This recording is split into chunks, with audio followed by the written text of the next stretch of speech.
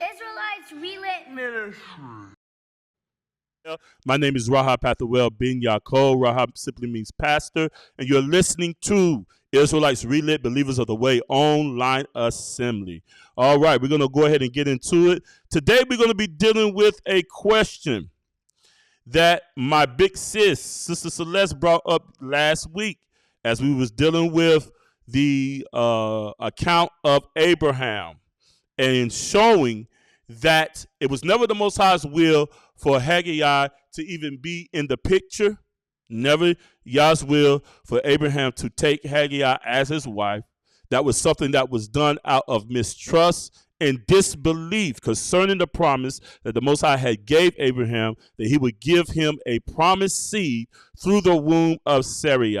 And we discovered all the nuances and the problematic situations that occurred as a result of Abraham and Sarai moving outside of the will of Yah and trying to create and trying to bring forth Yah's will by the means of the flesh, leaning to their own understanding and not leaning to the understanding and the wisdom of the Most High Yah. So today we're going to discover and explore some of the nuances of Yaakov's situation, and to see whether or not this situation was something that the Most High had ordained, or was it predicated upon the will or the manifestation of man's desire, okay?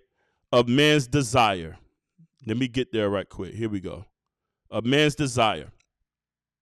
And the title of this lesson today is this: Jacob, Leah, Rachel, and Polygny. The will of Yah or the will of Laban. The trickery of polygyny. Once again, Jacob, Leah, Rachel, and Polygny. The will of Yah or the will of Laban.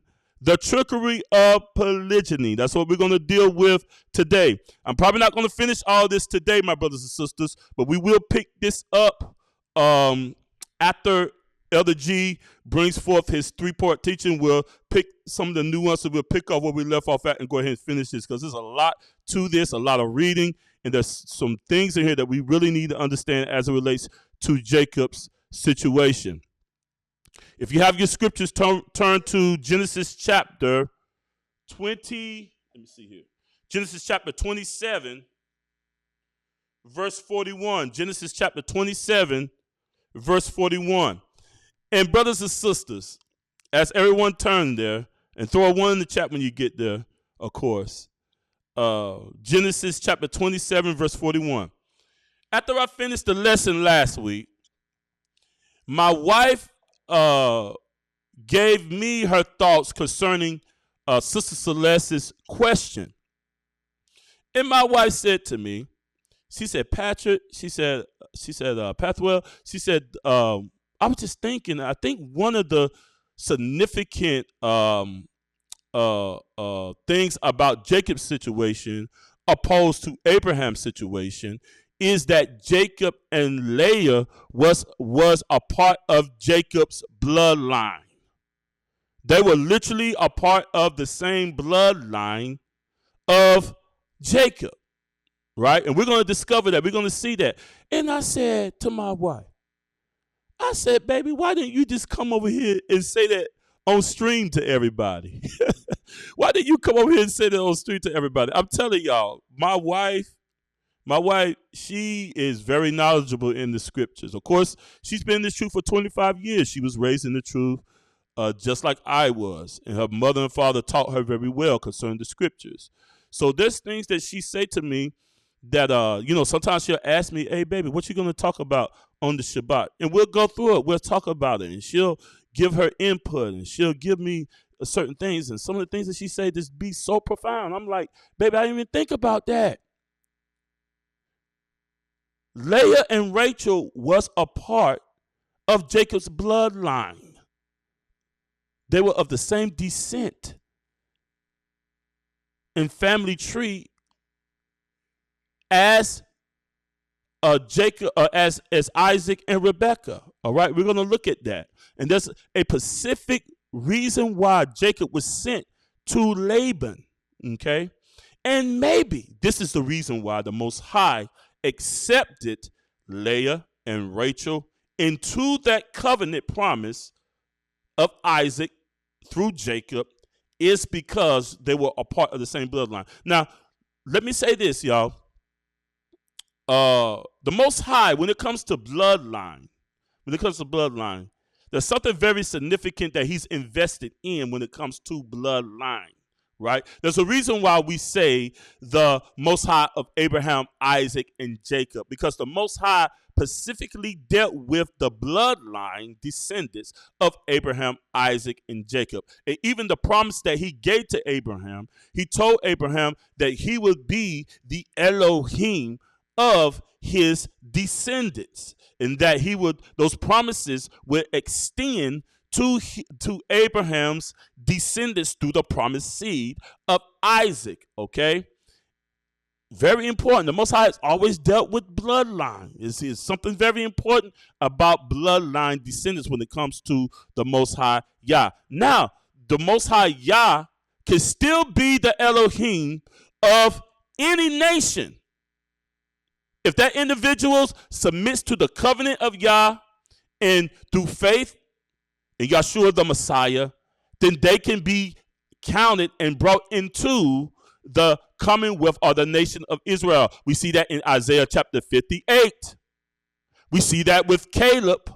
Caleb was not a natural born Israelite. We see that with Uriah the Hittite that David had killed. He was fighting alongside and with the nation of Israel, but he was a Hittite. Okay, so the scripture tells us there's one law for the stranger, for the ger, one law for the stranger that sojourn with you, and as Israel is, so shall the stranger be before Yah. So we know that the Most High accepts other ethnicities within the body of Israel as long as they will submit themselves and make the Most High their Elohim. We see that with Ruth.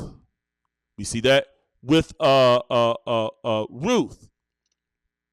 Okay, she was accounted as a descendant of David, or David came through her womb, or through that downline. Okay, of Boaz and Ruth. Okay, so we have to understand that, my brothers and sisters. It's very clear in Scripture, right, that the Most High accepts other ethnicities into the faith or into this belief. Okay, but the difference is that when the Most High begin to establish the promise through a bloodline or through a nation of people, he established his covenant with Abraham through Isaac. Okay, Leah and Rachel are a part of that lineage.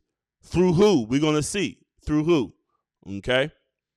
All right, let's look at it. Genesis chapter 27, verse 41. Look at this, and it says, Esau hated Jacob. We all know the story about Esau, so we're not going to read the whole story between Jacob and Esau. We're going to start from this point here. It says, Esau hated Jacob because of the blessing wherewith his father blessed him. And Esau said in his heart, the days of mourning for my father are at hand. He said, then will I slay my brother Jacob. He says, when my father died and the period of mourning for my father is over, then will I pursue Jacob and kill Jacob, right? And it says in verse 42, and these words of Esau, her eldest son, were told to Rebekah. So these words that Esau uttered was told to Rebekah, and she sent and called for Jacob, her younger son, and said unto him, behold, thy brother Esau, as touching thee, do comfort himself, purposing to kill you. Okay? Verse 43. Now, therefore, my son, obey my voice, and arise, flee. She said, flee thou to Laban, my brother to Haran. To Haran. She said, I want you to go to Haran to Laban, my brother. So she's sending Jacob to Laban, her brother. Now look at this. It says in verse 44, and tarry with him a few days until thy brother's fury turn away, until thy brother's anger turn away from thee, and he forget that which thou hast done to him. Then I will send and fetch thee from this. Why should I deprive? Why should I be deprived also of you both in one day? So Rebekah is thinking, I'm going to send Jacob down to Laban for a few days and let Esau calm down. And when he comes down, he's going to come to his senses. Then I'll fetch for Jacob. I'll send for Jacob to come back home. But did that happen? No. Jacob literally ended up staying with Laban for almost 20 years. Almost 20 years. Okay?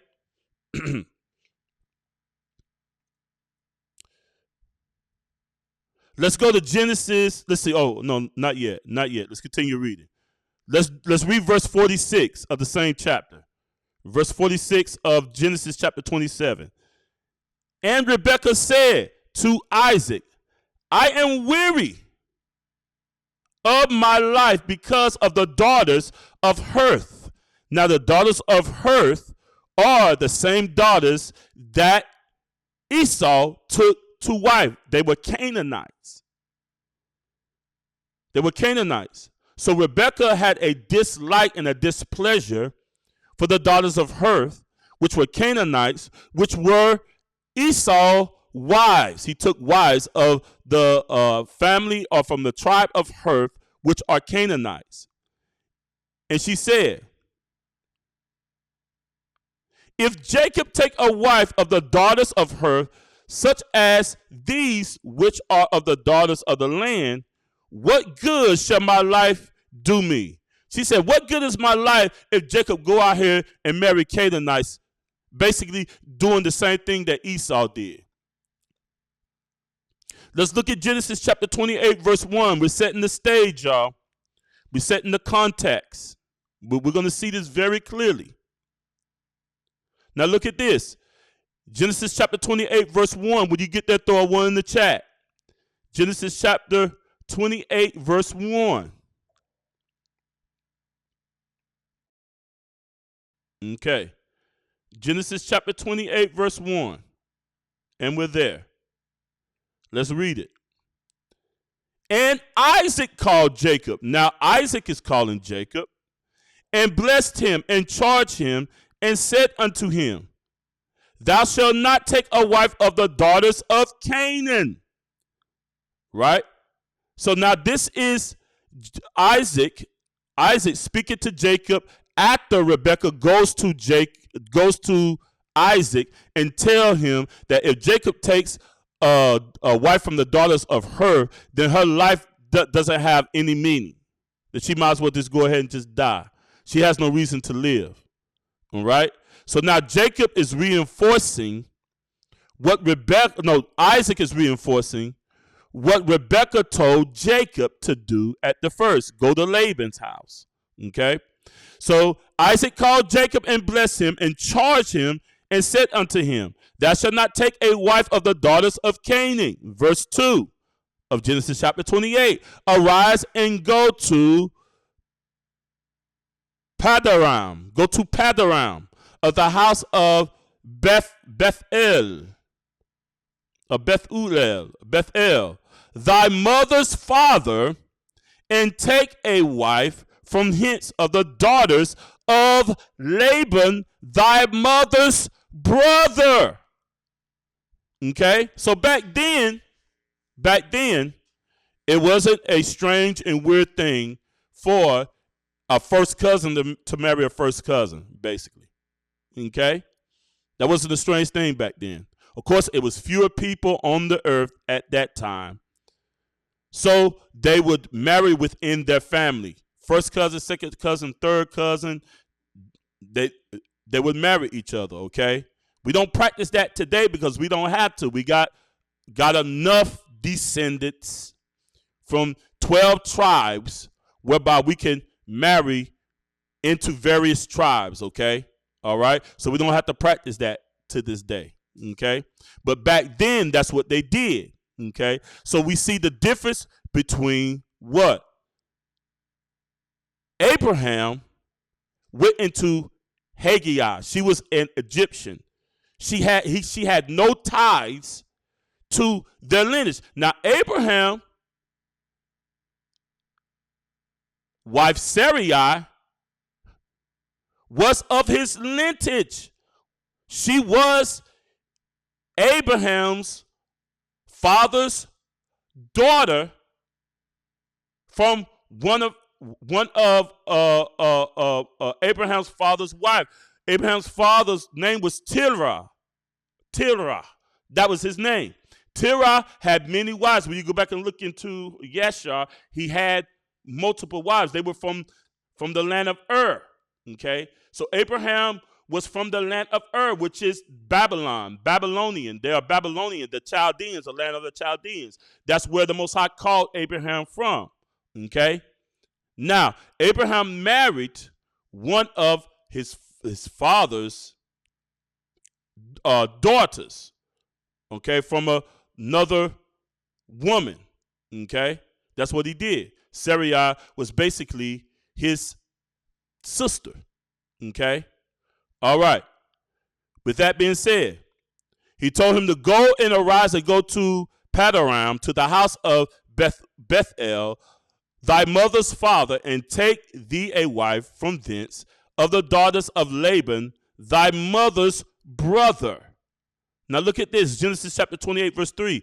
And Yah, Elohim Almighty, bless thee and make thee fruitful and multiply thee, that thou mightest be a multitude of people. Right? Verse 4. And give thee the blessing of Abraham to thee. May Yah give you the blessing of Abraham. Okay?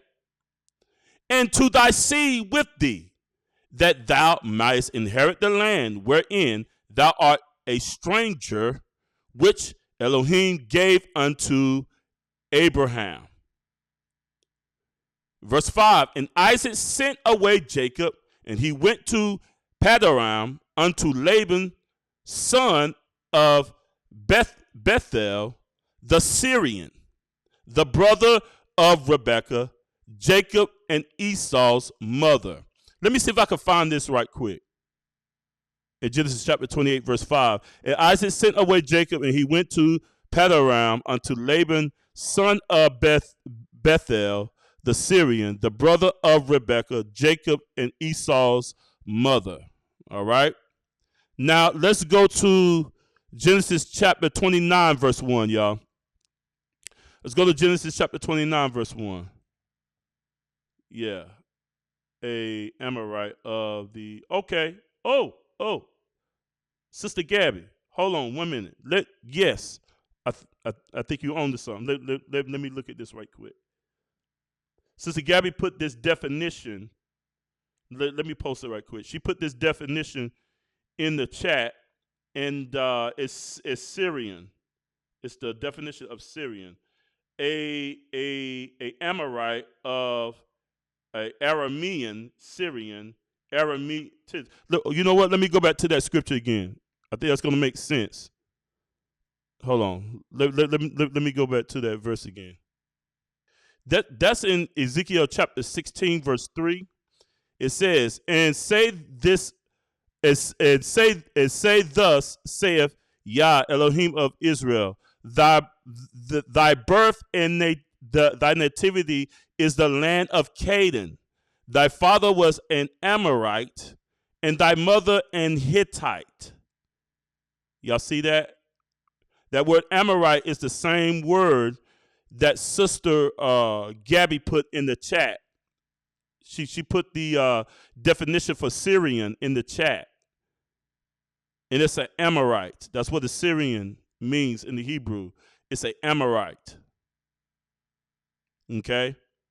Ezekiel chapter 16, verse 3 talks about the nativity is the land of Canaan. Thy father was an Amorite, a Syrian, and thy mother a Hittite. Right there. Okay?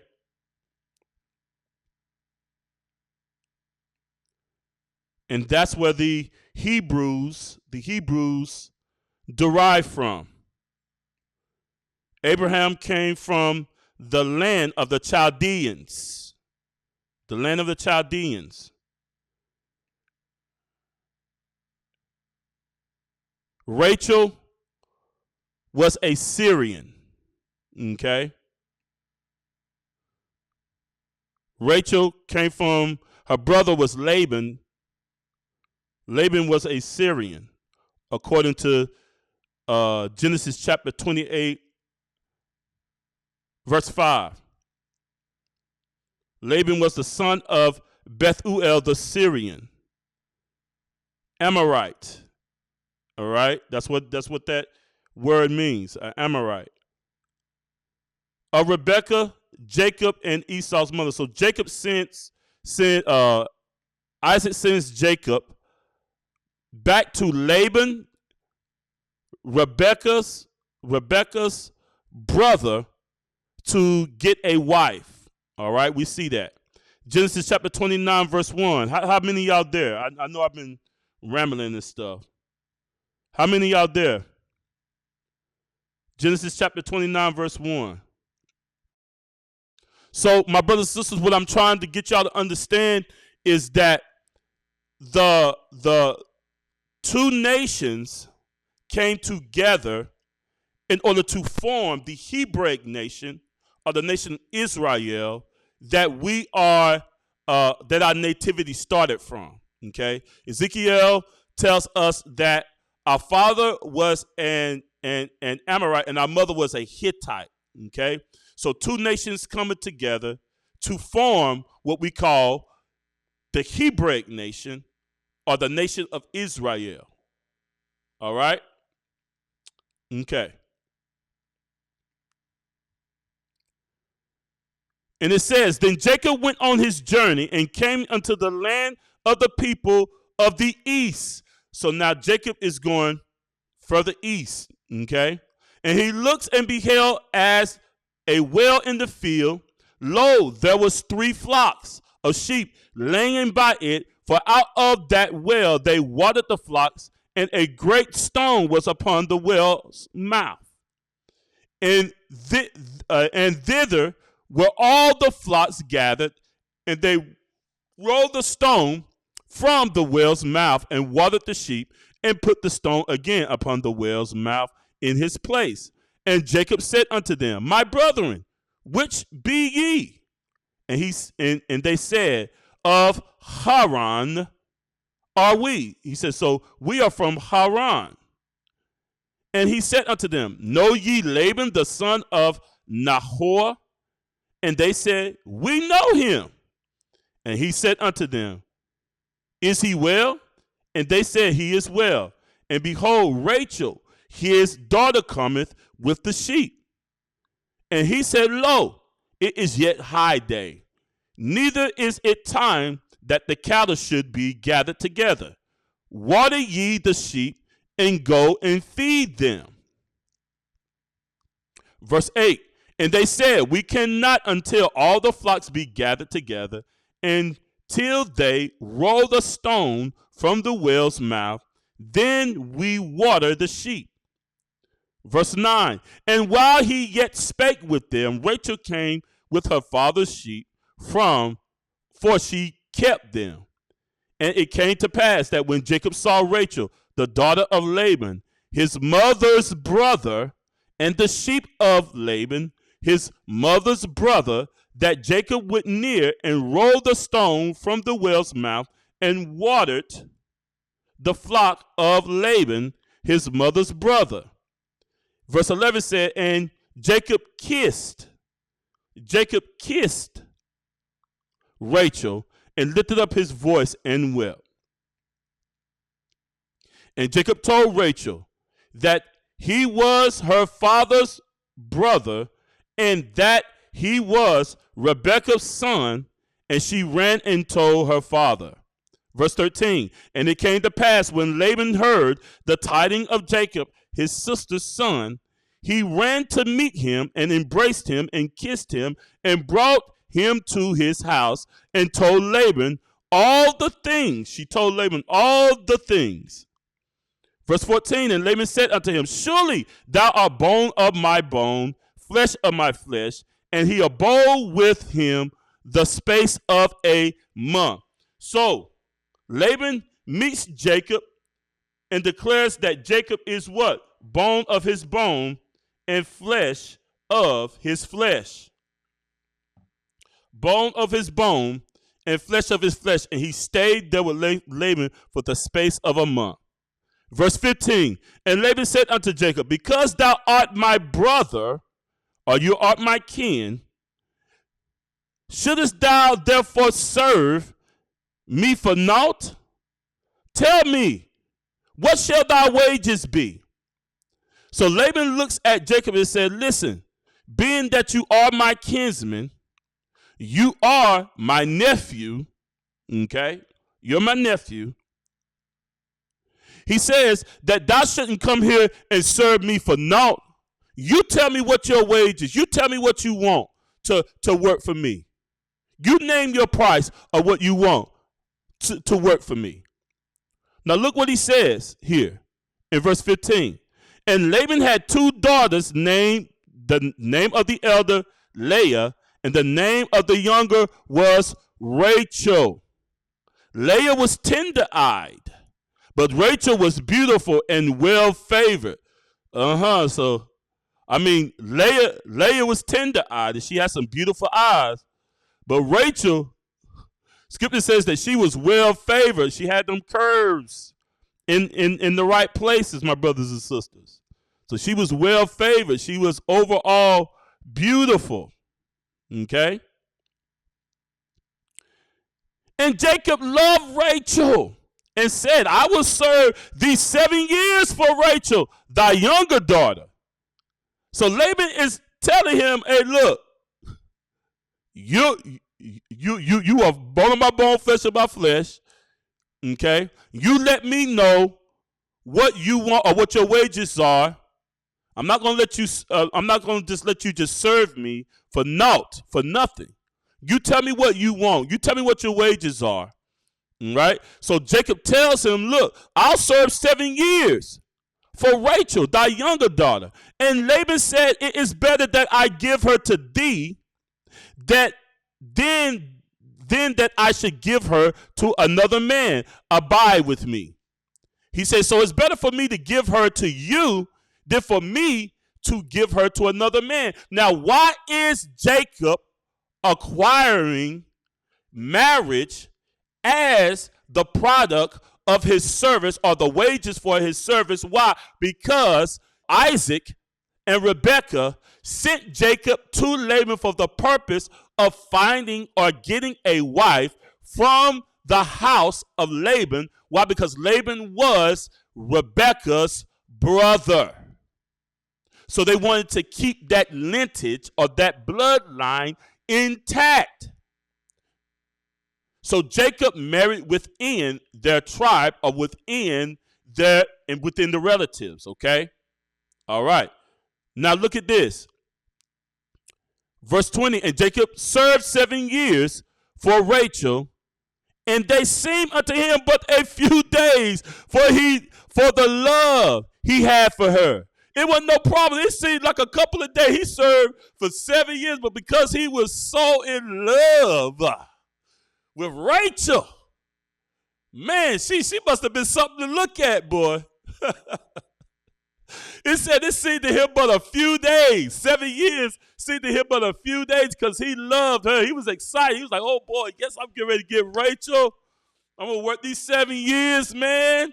And them 7 years went by fast to him. It seemed like a few days because he didn't mind laying down his life. He didn't mind working and laboring and toiling for 7 years because it was a delight, because he knew at the end of those 7 years, he was looking forward to being with Rachel.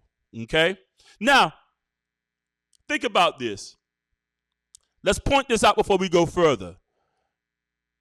Jacob came from a household that was monogamous.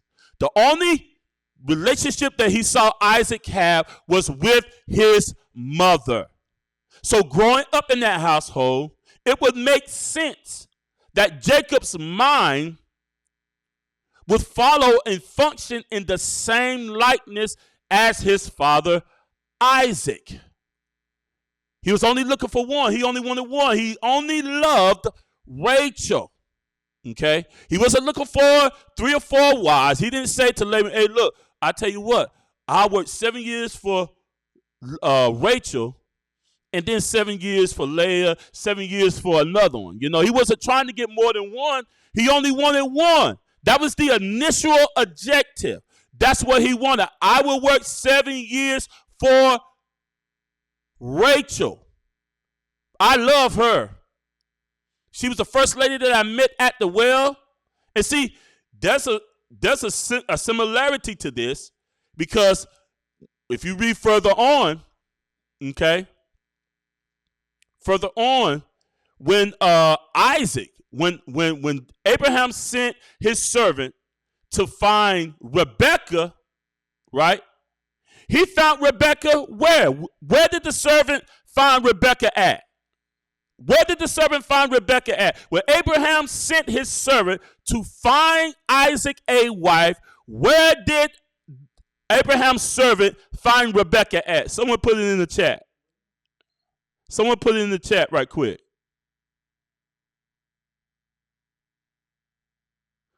Yes, sir. Mr. Trey, love at first sight. Love at first sight. He found her at the well. He found her at the well. There's a narrative going on here. Isaac finds, Abraham's servant finds Isaac's wife, Rebekah, at the well. Jacob finds his wife, his love, the love, he loved her at first sight. He found Rachel where? At the well. Found Rachel at the well.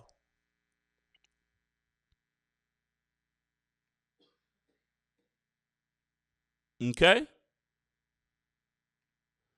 Now, let's continue on, my brothers and sisters.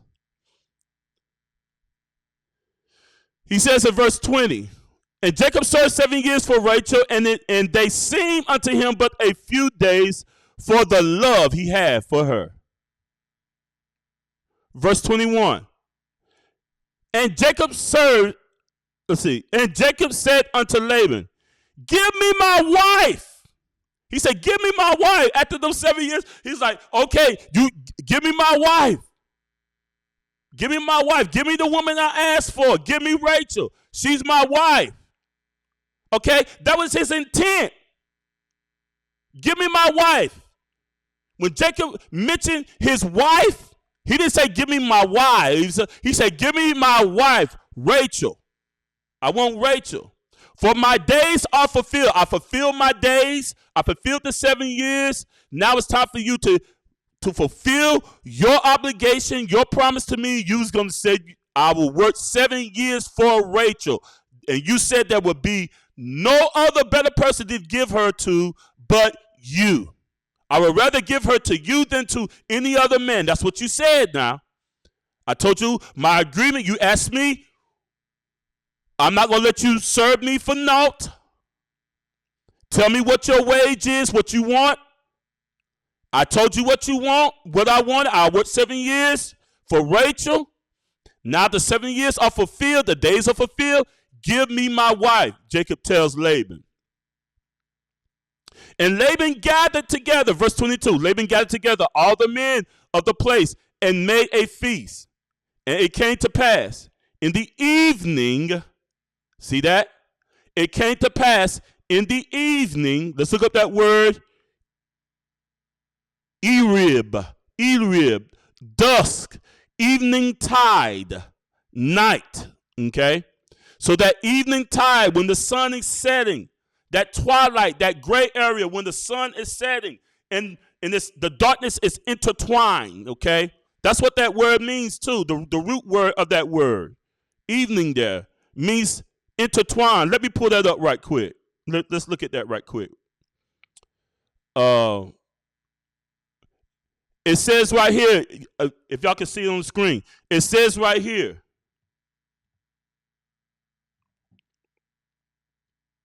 Hold on 1 minute, y'all.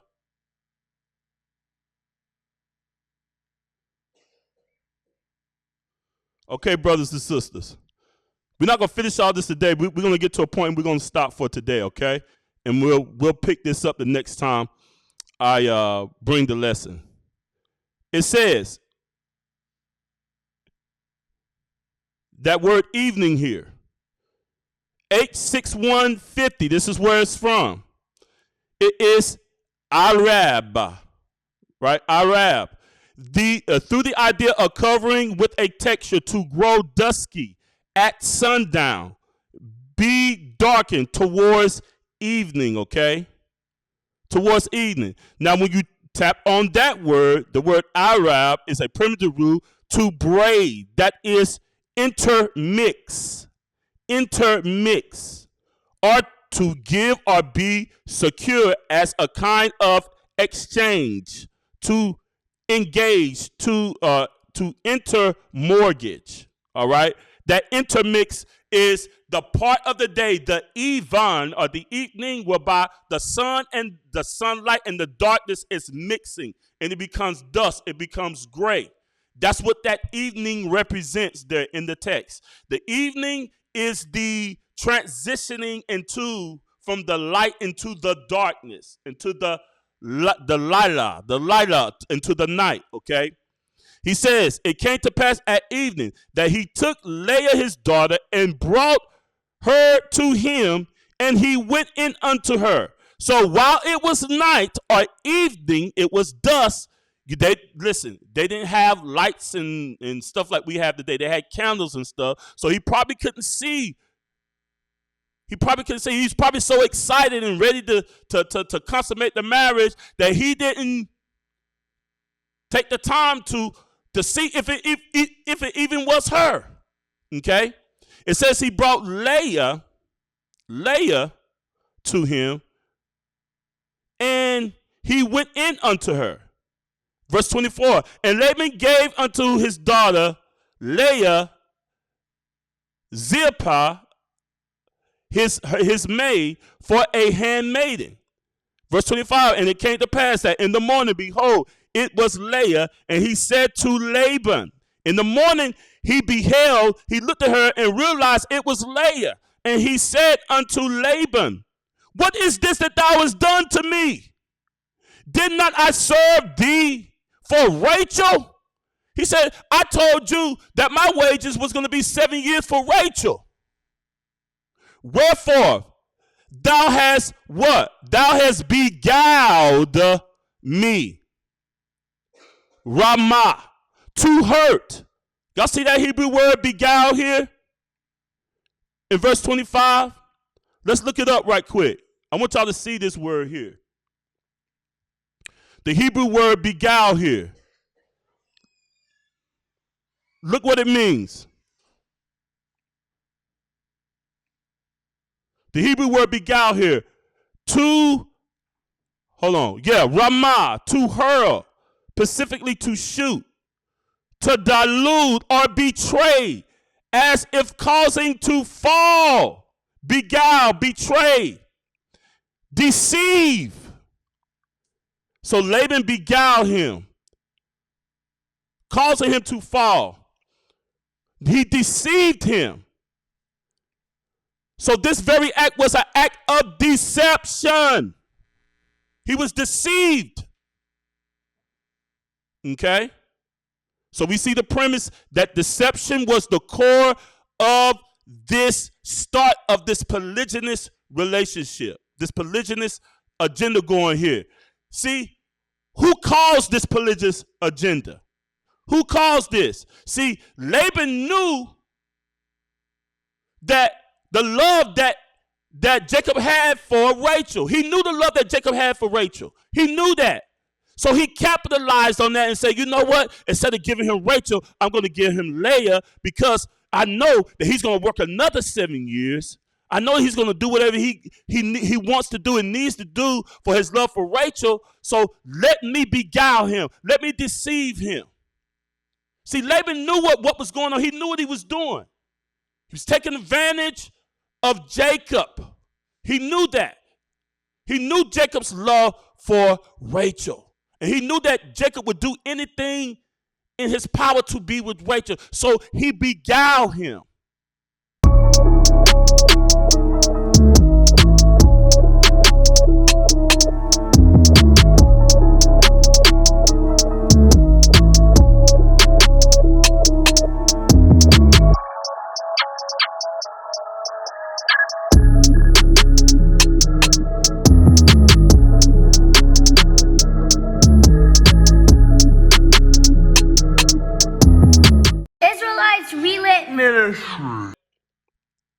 Look at this, verse 26. And Laban said, it must not be so done in our country to give the younger before the firstborn. Well, why didn't you tell him that at the beginning? Why didn't you tell him that at the beginning? Why didn't you say that to him?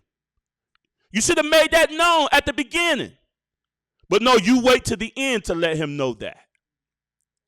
And Jacob did so and fulfilled, and it says, Laban said, it must not be so done in our country to give the younger before the firstborn. Fulfill her weeks. He said, fulfill Leah's weeks, and we will give thee also for the service which thou hast served with me yet 7 other years. And Jacob did so and fulfilled her weeks, and he gave him Rachel, his daughter, to wife also. Okay?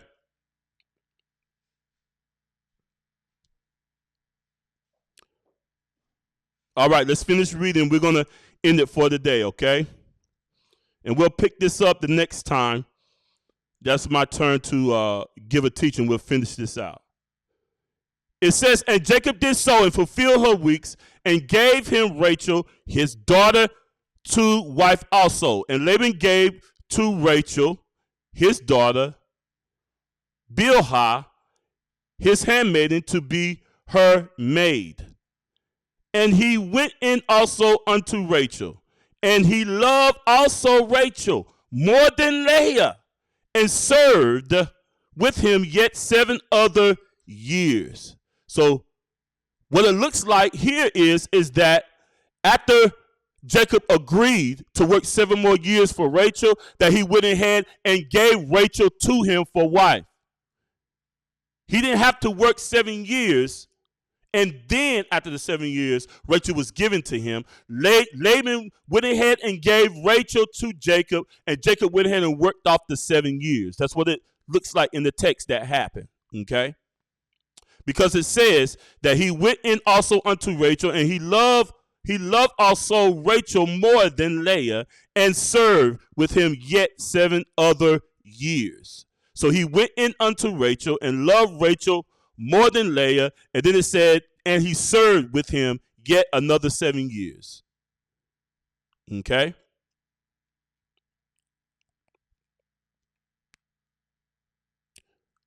And it says, and when Yah saw that Leah was hated, he opened up her womb, but Rachel was barren. And Leah conceived and bore a son, and she called his name Reuben. For she said, surely Yah has looked upon my affliction. Now, therefore, my husband will love me. And she conceived again and bore a son, and said, because Yah has heard that I was hated, he has given me this son also. And she called his name Simeon. And she conceived again and bore a son, and said, now this time my husband will be joined unto me. Well, I thought they was already joined. Well, Yah has joined together, let no man pull asunder. They were already married, right? He already went into her, Leah, right? Jacob already went into Leah.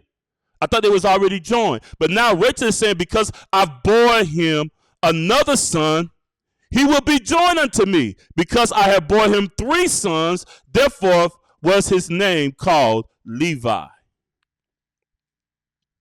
And she conceived again and bore a son.